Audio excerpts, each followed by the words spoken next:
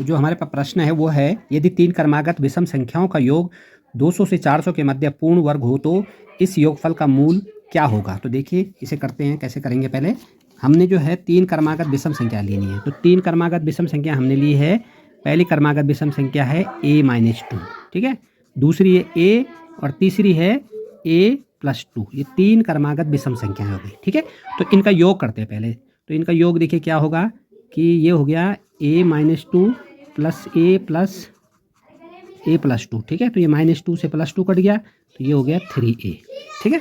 अब 3a ये कह रहा है कि जो 3a है इन तीनों का योग है वो क्या होने चाहिए, वो 200 से 400 के मध्य होना चाहिए, ठीक है।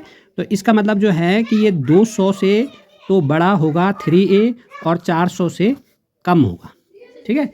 तो अब क्या करेंगे, 3 हटाने के हम इसे पूरे को 3 से डिवाइड कर देते हैं। तो ये आ गया, हम 200 को 3 से डिवाइड करेंगे तो हमारा आएगा 66.67 a, और ये आएगा 400 को 3 से डिवाइड करेंगे तो 133.33। लगभग जो है ये 67, यानी कि इससे ऊपर ही होगी वो संख्याएं, ठीक है। अब हम एक चीज़ और करते हैं। अब हमारे पास जो विकल्प दे रखा है ABCD, ए वाला विकल्प है, पहले उस पर चेक करते हैं कि 15 है।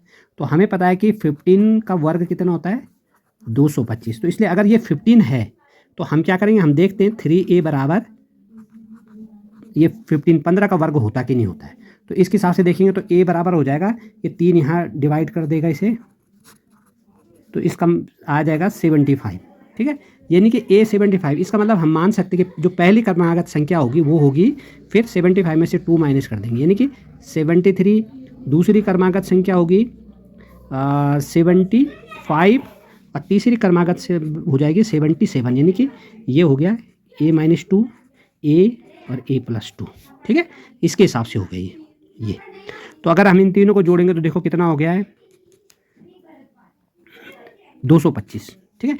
यानी कि अगर ये जो है तीन क्रमागत संख्या 73, 75 और 77 होगी तो इनका जोड़ होगा 225। और जो 225 है इसका मूल क्या है, इसका मूल होगा 15, ठीक है। तो इसलिए हमारे पास जो आंसर ए है, ए वाला 15, वो सही होगा, क्योंकि जो जैसे 16 है तो उसका आंसर फिर ज़्यादा हो जाएगा, है ना। तो इसलिए आंसर ए करेक्ट होता है इसका।